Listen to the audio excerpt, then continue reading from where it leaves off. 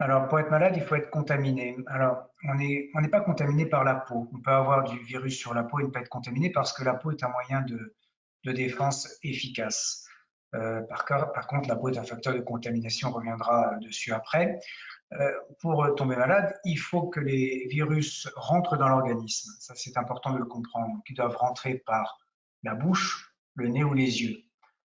Alors, parce que quand quelqu'un est malade, le virus est dans sa salive et il est aussi dans ses selles. Donc, les moyens de contamination, c'est ce qu'on appelle avant tout les grosses gouttes, les postillons. Quand quelqu'un est malade, ou quelques jours avant de développer les premiers symptômes, il n'est pas encore symptomatique, mais il est déjà contaminant, il va parler, postillonner, et toutes ces grosses gouttes sont chargées de virus, et elles ne sont pas visibles, ces grosses gouttes. Alors, elles tombent dans un périmètre d'1 mètre, autour de la personne malade et elles peuvent facilement contaminer quelqu'un dans ce périmètre. C'est pour ça qu'il faut respecter cette distanciation sociale dont on parle tant, voilà, de minimum 1 mètre. Après, on peut comprendre que quelqu'un qui tousse va postillonner plus loin. De même qu'on peut comprendre que les virus sont c'est très léger, donc ça va se fixer aux poussières et ça peut très bien partir plus loin. Donc, ce qui pose la période de contamination dans un espace clos, évidemment, dans une pièce. Donc, il faut aérer régulièrement la pièce pour que les virus puissent sortir. Bon, mais c'est surtout ces grosses gouttes et ce périmètre d'1 mètre qui est dangereux.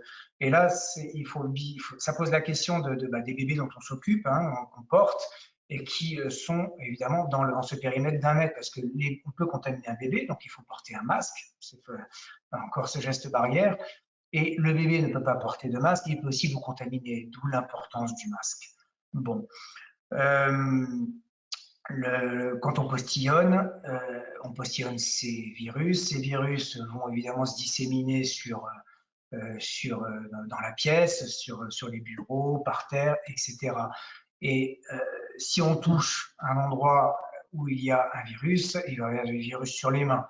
Donc, fameux geste barrière dont on parle tant, il faut se laver les mains, bien évidemment, pour ne pas se contaminer si on met ses doigts pleins de virus dans la bouche, ou ne pas contaminer le bébé si on le change, etc.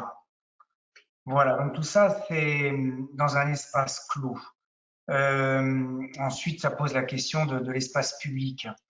Dans un espace public, bon, alors une assistance maternelle va pousser une poussette et le bébé sera dans ce périmètre d'1 mètre. Donc, l'assistante maternelle peut être elle aussi contaminante et donc elle doit porter un masque.